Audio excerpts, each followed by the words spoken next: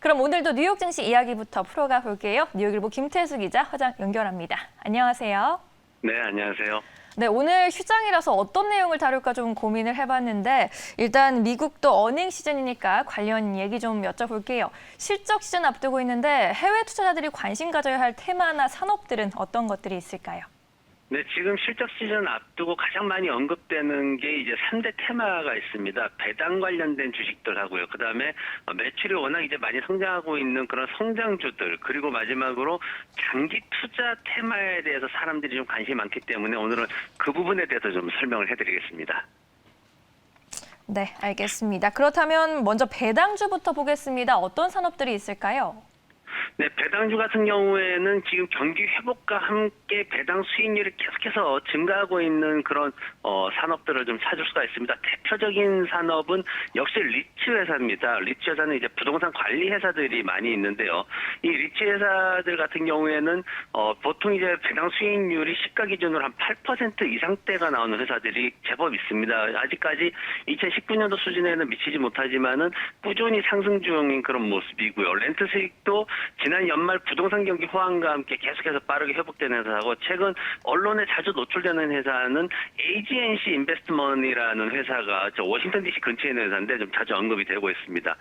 그 외에 이제 원유 장비 산업들도 대표적인 또 배당주로 꼽히는데, 원유 시장 장비 산업들 회사 이름 보시면은 뒤에 무슨 파트너스 하는 그런 이름이 많이 있을 겁니다. 이게 이제 파트너 회사들이 많은데 파트너들한테는 실적이 좀 안 좋다고 배당을 안 주면은 파트너들이 빠져나가기 때문에 배당을 함부로 낮출 수가 없습니다. 그래서 꾸준히 배당을 많이 주는 주식으로 꼽히는데, 최근에 이 엔터프라이즈 프로덕트 파트너라는 회사가 좀 많이 좀 관심을 받고 있습니다. 배당 수익률이 시가 기준으로 7% 이상 유지를 하고 있고, 그리고 최근에 분기 실적도 또 꾸준히 상승하는 모습을 보이고 있습니다.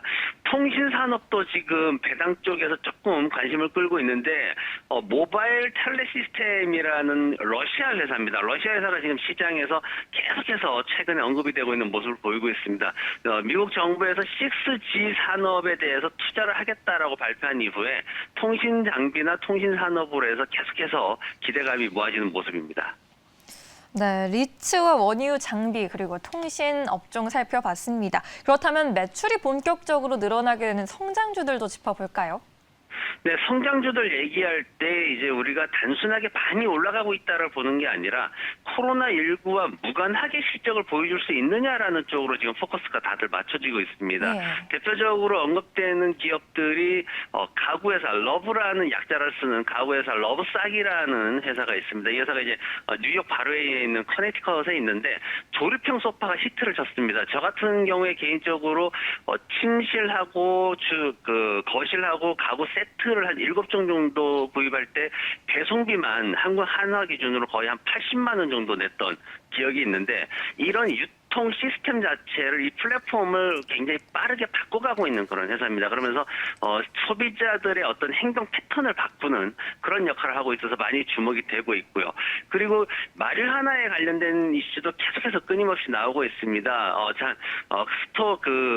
팬데믹 이전에 마리아나 스토어 판권을 따려고 모였던 사람들이 경쟁률이 5,000대 1이 될 정도로 산업에 어떤 그 고도의 관심이 있었는데, 지금 보면은 세일즈 텍스라는 게 미국 정부의 굉장히 중요한 자원이기 때문에 지금 미국 주들 중에서도 절반 이상이 지금 합법화를 했거나 아니면 합법화를 진행 중인 것으로 지금 알려져 있습니다. 그래서 지금 최근에 좀 많이 이슈가 되고 있는 거는 주시 홀딩스라는 회사가 많이 이슈가 되고 있는데, 지금 매출이 2019년 대비해서 2020년도 8배나 뛴 회사입니다. 그러다 보니까 이런 산업들도 또 많이 관심을 받고 있고, 그리고 이제 여러분들 다들 알고 계시는 페이팔 같은 경우에도 또 성장주로 굉장히 관심을 받고 있는데, 두 가지 질문입니다. 간단하게 비트코인이 사라져버리고 중앙은행이 전자화폐를 발행하게 되면 어떻게 되느냐, 아니면 반대로 비트코인이 중앙은행으로부터 화폐로 인정을 받게 되면 어떻게 되는 것이냐, 이 두 가지 상황에서 모두 성장할 수 있는 회사를 찾아보니까 페이팔이 있었다는 거죠. 그래서 이 페이팔이 앞으로 블록체인 세상이 다가오는데 차세대 블록체인을 흡수할 수 있는 회사, 그런 회사가 바로 페이팔이었다 해서 투자자들은 지금 길게 보면은 천불도 뚫고 올라가지 않겠냐 하는 그런 성공 신화를 좀 기대하고 있습니다. 코로나19와 무관하게 실적을 보여줄 수 있을 만한 기업들, 러브와 주시홀딩스, 페이팔 같은 기업들 짚어주시네요. 이제 해외 투자도 장기 투자를 고려하시는 분들이 많은 것 같던데요. 어떤 산업들이 좋을까요? 네, 장기 투자가 이제 기존에 생각하던 방법을 좀 바꿔가고 있는 추세가 많습니다. 일단 니콜라 수소 트럭에 대한 개념이 있는데 네. 정부 지원이 사실 굉장히 미미합니다. 테슬라와 비교했을 때 정부 지원이 거의 없다라고 봐야 되는 상황인데 니콜라 수소 트럭에 정부가 지원금을 설정을 하고 충분히 상황을 만들어 준다면은 또 다음 또 장기적으로 더 성장이 크게 될 수 있는 회사가 아닌가 하는 그런 이슈들이 많이 있습니다. 지금 뭐 시장에서는 기술에 대한 얘기를 많이 하는데 주식시장에서 사실 닭이 먼저냐 계란이 먼저냐에 대한 건 의미가 없습니다. 완벽한 기술과 그리고 자금 사이에서 따져보면 미흡한 기술은 테슬라에서도 봤듯이 충분히 자금으로 메울 수가 있고요. 완벽한 기술을 기다리다가는 시장에서 타이밍을 놓치는 경우도 굉장히 많기 때문에 시장에서 핵심 이슈는 정부 측과의 어떤 관계가 형성이 되느냐 하는 걸 좀 보시면 좋을 것 같고요. 엔비디아 얘기를 굉장히 많이 합니다. 이제 $1,000를 향해서 가고 있는데 7월 20일 기준으로 4대1 주식 분할을 하게 되면 한 주당 주가가 200불대로 떨어집니다. 그런데 여기서 우리가 생각해야 될 게 바로 애플과 테슬라의 사례입니다. 그 주식들도 주식을 갖다 분할을 했지만은 다시 그 목표했던 가격들을 향해서 올라가는 그런 모습을 봤는데 이 회사도 역시 지금 $1,000에서 분할해서 $200가 되겠지만은 지금의 $1,000 목표가를 위해서 다시 달려갈 것이다라는 기대감이 굉장히 높은 그런 회사고요. 그리고 전기차 시대도 이제 좀 재편될 것이다라는 얘기가 있어서 포드가 좀 주목을 받고 있습니다.